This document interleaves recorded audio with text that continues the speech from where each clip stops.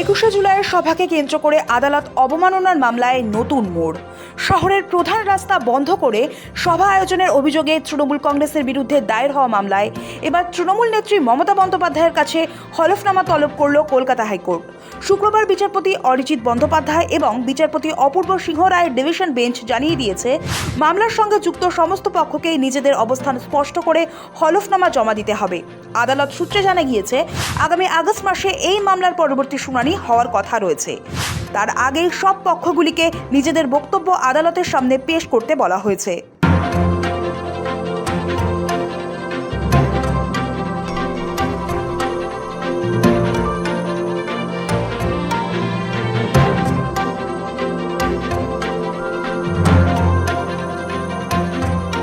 ঘটনার সূত্রপাত আগের একটি মামলা ঘিরে। গত 2018 সালে তৃণমূল সহ রাজ্যের মোট 38টি রাজনৈতিক দলকে নিয়ে জনস্বার্থ মামলা দায়ের করা হয়।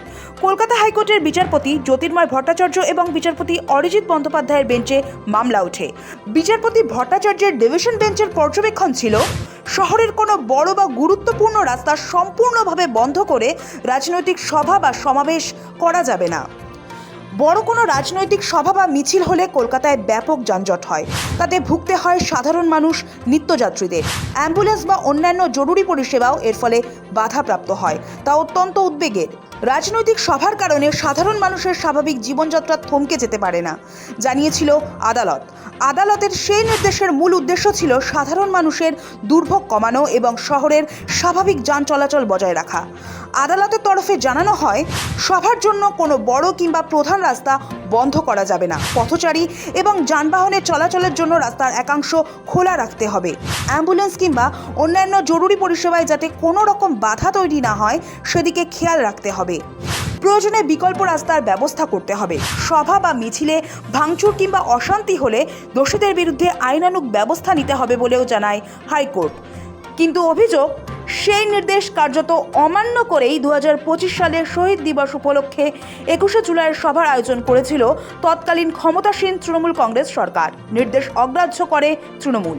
রাস্তা আটকে বছরের পর বছর হয়েছে তৃণমূলের 21শে জুলাইয়ের সভা। সেই কারণেই আদালত অবমাননার অভিযোগ তুলে সম্প্রতি কলকাতা হাইকোর্টে মামলা দায়ের করা হয়। গত 19শে জুন মামলার প্রথম গুরুত্বপূর্ণ শুনানি হয় বিচারপতি অরিজিৎ বন্দ্যোপাধ্যায়ের ডিভিশন বেঞ্চে। সেই সময় আদালত মমতা বন্দ্যোপাধ্যায় এবং তৃণমূলের সর্বভারতীয় সাধারণ সম্পাদক অভিষেক বন্দ্যোপাধ্যায়কে নোটিশ পাঠায়। কেন আদালতের নির্দেশ অমান্য করা হলো সেই বিষয়ে তাদের অবস্থান জানতে চাওয়া হয়। শুক্রবারের শুনানিতে আদালত আরও স্পষ্ট করে জানিয়ে দেয়, শুধুমাত্র মৌখিক বক্তব্য নয়, হলফনামার মাধ্যমে নিজেদের অবস্থান জানাতে হবে। শুক্রবার হাইকোর্টের শুনানিতে বর্ষীয়ান আইনজীবী কল্যাণ বন্দ্যোপাধ্যায় জানান, তিনি মমতা বন্দ্যোপাধ্যায়ের হয়ে সওয়াল করবেন। প্রশ্ন ওঠে, তাহলে অভিষেকের বিরুদ্ধে কে লড়বেন? কল্যাণ সোজা সাপটা কোনো জবাব দেননি, পরিবর্তে খানিকটা ইতস্তত বোধ করেন। আদালতের বক্তব্য, তাহলে তার বিরুদ্ধে রুল জারি করতে হবে। সম্প্রতি অভিষেকের বিধানসভায় সইজাল মামলা থেকে কল্যাণকে সরিয়ে দেওয়া হয়। তখনই ক্ষুব্ধ কল্যাণ জানিয়েছিলেন আর অভিষেকের হয়ে মামলা লড়বেন না তিনি। তাই শুক্রবার কল্যাণ ইতস্তত করেন বলেই মনে করা হচ্ছে। এসবের মাঝেই শুক্রবার শুনানিতে আদালত জানিয়ে দেয়, 4 সপ্তাহের মধ্যে হলফনামা দিতে হবে। পরের 2 সপ্তাহে মামলাকারী হলফনামা দিলে 17 আগস্ট মামলার পরবর্তী শুনানি হবে। সৌভিক সান্যালের রিপোর্ট, সময় কলকাতা।